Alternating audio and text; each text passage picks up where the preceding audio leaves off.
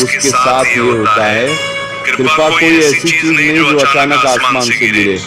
उसके आने से पहले भीतर बहुत कुछ बदलना शुरू होता है और वो बदलाव इतने चुपचाप होते हैं कि इंसान उन्हें पहचान ही नहीं पाता। वो किसी बड़े चमत्कार का इंतजार करता रहता है और उधर उसकी पूरी तस्वीर धीरे धीरे बदल रही होती है। तो आज इन्हीं बदलावों को पहचानते हैं। सबसे पहले एक बहुत बुनियादी बात, कृपा सबसे पहले आपकी झोली में नहीं आती, आपके मन में आती है। पहले सोच बदलती है, फिर स्वभाव, फिर व्यवहार और सबसे आखिर में हालात। इसीलिए जो सिर्फ बाहर देखते रहते हैं उन्हें लगता है कि कुछ हो ही नहीं रहा, जबकि सबसे बड़ा काम भीतर चल रहा होता है। तो सबसे पहला इशारा यही देखिए, क्या आपका मन बिना किसी कोशिश के उनकी ओर मुड़ने लगा है। पहले जहाँ भजन में, नाम में मन नहीं लगता था, अब वहाँ थोड़ा ठहरने का मन करता है। कहीं से कोई अच्छी बात कान में पड़ जाए तो भीतर तक उतर जाती है। ये अपने आप नहीं होता, जिसे वो अपनी ओर खींचना चाहते हैं उसी के भीतर ये खिंचाव पैदा करते हैं। और दूसरा इशारा, आपकी भीतर की घबराहट कम होने लगती है। हालात भले वैसे ही हों, पर एक भरोसा सा बैठ जाता है कि सब संभल जाएगा। पहले छोटी बात पर रात की नींद उड़ जाती थी, अब वही बात आती और गुजर जाती है। ये शांति ही कृपा की सबसे पहली दस्तक है, क्योंकि जिसके भीतर डर बैठा हो वो कोई भी बड़ी चीज संभाल नहीं सकता। इसलिए वो पहले डर हटाते हैं। और तीसरा, आपकी परखने की शक्ति साफ हो जाती है। अब आपको जल्दी समझ आने लगता है कि कौन सच्चा है और कौन दिखावे का। किसी काम में हाथ डालने से पहले भीतर से एक इशारा आ जाता है कि रुक जा। और जब भी आप उसे सुनते हैं, बाद में पता चलता है कि वो सही था। जिसकी बुद्धि साफ हो गई, उसका आधा भाग्य वही बन जाता है, क्योंकि ज्यादातर नुकसान गलत फैसलों से ही होते हैं। और चौथा, वो आदतें अपने आप छूटने लगती हैं जिन्हें छोड़ने में आप बरसों नाकाम रहे। उनमें अब पहले जैसा स्वाद नहीं आता, मन उधर जाता ही नहीं। ये आपकी अपनी ताकत नहीं होती।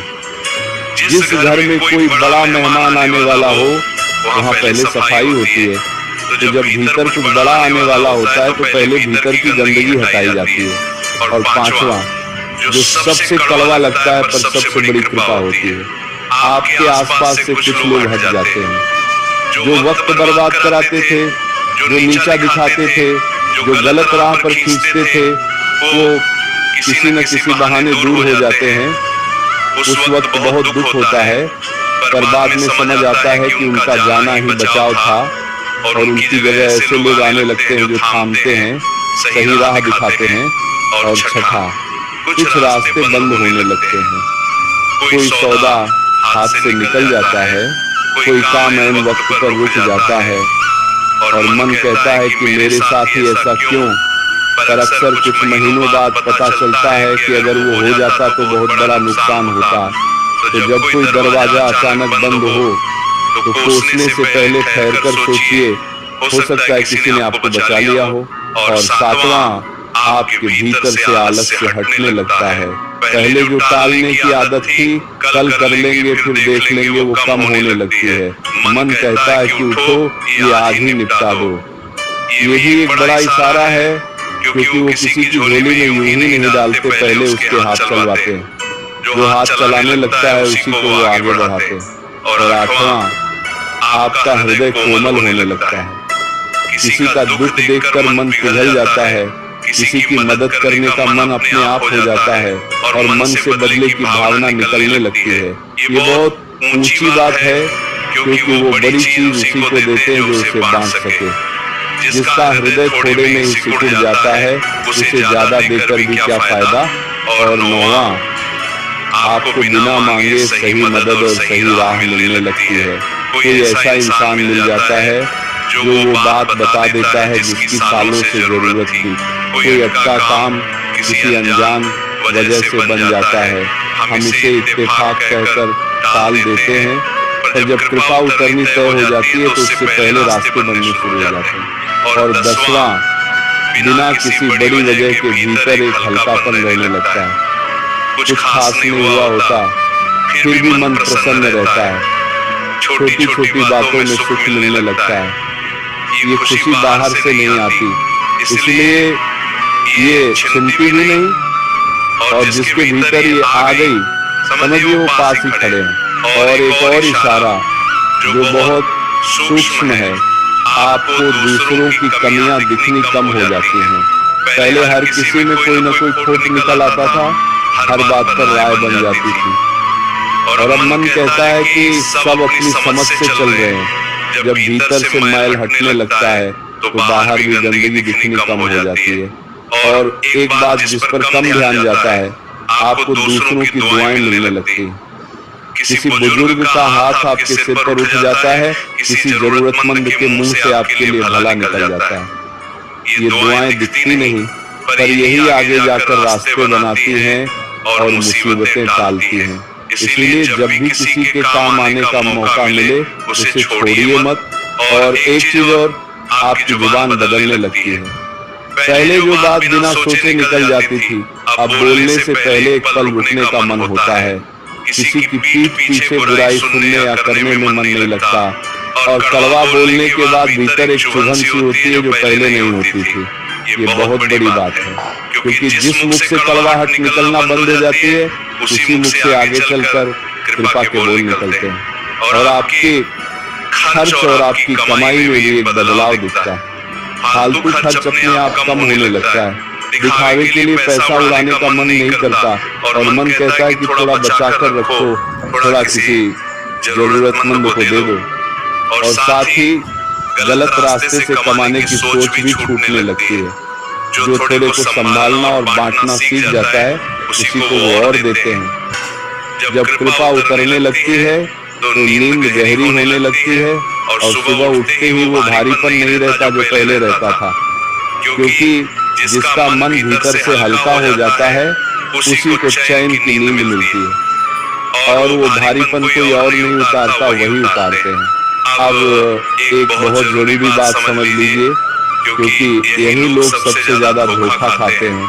कृपा का मतलब ये नहीं कि अब कोई मुश्किल आएगी ही नहीं, मुश्किलें तो आती ही रहेंगी। फर्क ये पड़ता है कि अब वो आपको तोड़ नहीं पाती, आप भीतर से टिके रहते हैं। और यही असली कृपा है, क्योंकि बाहर की चीजें तो आती जाती रहेंगी, पर भीतर की ताकत हमेशा साथ चलेगी। और एक और बात जो थोड़ी कड़वी लगेगी, पर सच है, कृपा से ठीक पहले अक्सर सबसे कठिन दौर आता है। कुछ चीजें छिनती हैं, कुछ रिश्ते टूटते हैं, और लगता है कि सब बर्बाद हो रहा है। पर असल में तब पुरानी चीजें हटाई जा रही होती हैं ताकि नई के लिए जगह बने। जैसे पुराना मकान गिराए बिना नया नहीं बनता। तो अगर आजकल ऐसा हो रहा है तो घबराइए मत। अब सवाल ये है कि इसे बुलाया कैसे जाए, या जो शुरू हुआ है उसे रोका कैसे न जाए। और यहाँ सबसे जरूरी बात यह है कि कृपा किसी योग्यता से नहीं आती, वो उनकी दया से आती है। इसीलिए ये मत सोचिए कि मैं तो साधारण हूँ, मुझसे तो कितनी गलतियां हुई हैं, मुझ पर क्यों होगी। वो योग्यता नहीं देखते, वो हृदय देखते हैं। और जो अपने आप को छोटा मानकर पुकारता है, उस पर वो सबसे जल्दी पिघलते हैं। तो सबसे पहले अपने कर्म साफ रखिए, किसी का हक मत मारिए, किसी को धोखा मत दीजिए, किसी का दिल मत दुखाइए। क्योंकि एक तरफ कृपा मांगते रहें और दूसरी तरफ किसी की आह लेते रहें तो बात बनेगी नहीं। और जितना बने किसी के काम आ जाइए, चुपचाप बिना एहसान जताए। जो हाथ दूसरों के लिए उठता है वो कभी खाली नहीं रहता। और अपने भीतर की जगह खाली कीजिए। हम शिकायतों से, बैर से, अहंकार से इतने भरे रहते हैं कि उनकी कृपा के लिए जगह ही नहीं बचती। भरे हुए बर्तन में कुछ नया नहीं डाला जा सकता, तो पुरानी गांठें खोल दीजिए। जिससे नाराजगी है उसे माफ कर दीजिए और अपनी अकड़ को गलने दीजिए। जितना खाली होंगे उतना भरा जाएगा। और अपनी मेहनत मत छोड़िए। कुछ लोग ये सोचकर बैठ जाते हैं कि जब कृपा होगी तब सब अपने आप हो जाएगा। ऐसा नहीं होता। वो देते जरूर हैं, पर उसी को जो अपना हिस्सा भी निभाता है। आप बीज बोइए, बाकी उन पर छोड़ दीजिए। और अपनी संगति ही संभालिए, क्योंकि इसका असर सबसे गहरा होता है। जिनके बीच आप बैठते हैं उन्हीं की सोच धीरे धीरे भीतर उतर आती है। जहाँ हर वक्त निंदा, शिकायत और गलत बातें होती हों, वहां से थोड़ी दूरी रखिए। और जहाँ बैठकर मन हल्का हो जाए वहाँ थोड़ा वक्त बिताइए। अच्छी संगति खुद ब खुद आधा रास्ता तय करा देती है। और अपने बड़ों का आशीर्वाद लेते रहिए। जिस इंसान के सिर पर अपने माँ बाप का, अपने बुजुर्गों का हाथ होता है, उसके बंद रास्ते भी खुल जाते हैं। और जो उन्हें दुख देता है उसकी कितनी भी मेहनत हो कहीं न कहीं अटक जाती है। और सबसे बड़ा काम, उनका नाम पकड़े रहिए, राधा राधा। नाम भीतर की सफाई करता है, सोच साफ करता है और गलत कदम उठने से पहले रोक लेता है। और जिसके भीतर नाम बैठ जाता है उसकी डोर वो अपने हाथ में ले लेते हैं, फिर वो भटकता नहीं। और मांगने का ढंग भी थोड़ा बदल लीजिए। हर बार सिर्फ चीजें मत मांगिए, कभी बिना कुछ मांगे भी उनके सामने बैठ जाइए और बस इतना कहिए कि प्रभु आप मिल जाइए, बाकी आप ही देख लीजिए। जो चीजों की जगह उन्हें मांगने लगता है उसे वो चीजें भी दे देते हैं, क्योंकि खजाना मिल जाने पर सिक्के अलग से नहीं मांगने पड़ते। और धीरज रखिए, क्योंकि हर चीज अपने समय पर होती है। जो बीज जमीन में दबा है ऊपर से महीनों कुछ नहीं दिखता, जबकि नीचे जड़ें फैल गई होती हैं। तो जब कुछ होता न दिखे तब भी ये मत सोचिए कि कुछ नहीं हो रहा। और अगर ये इशारे दिखने लगे तो एक बात का ध्यान रखिएगा, उन्हें अपनी काबिलियत मत समझ लीजिएगा और किसी को गिनाइएगा मत। जहाँ घमंड आया वहीं से सब खिसकना शुरू हो जाता है। जो पाकर भी झुका रहता है उसे वो और देते चले जाते हैं। और अगर सुनते सुनते लगे कि इनमें से तो मेरे साथ कुछ भी नहीं हो रहा तो निराश बिल्कुल मत होइए। इसकी शुरुआत आज से हो सकती है। अपनी सोच सुधारिए, अपनी संगत देखिए, अपने कर्म साफ रखिए, किसी के काम आइए और उनका नाम पकड़ लीजिए। जिस दिन ये शुरू हुआ उसी दिन से भीतर वो काम शुरू हो जाता है जो आगे चलकर बाहर दिखता है। तो आज जरा ठहर कर अपने भीतर देखिए। हो सकता है ये बदलाव पहले से ही शुरू हो चुके हों और आप किसी बड़ी घटना के इंतजार में उन्हें अनदेखा किए बैठे हों, क्योंकि वो शोर करके नहीं आते, वो चुपचाप आते हैं। और जब तक हमें पता चलता है तब तक बहुत कुछ बदल चुका होता है। प्रेम से बोलो सब राधे राधे।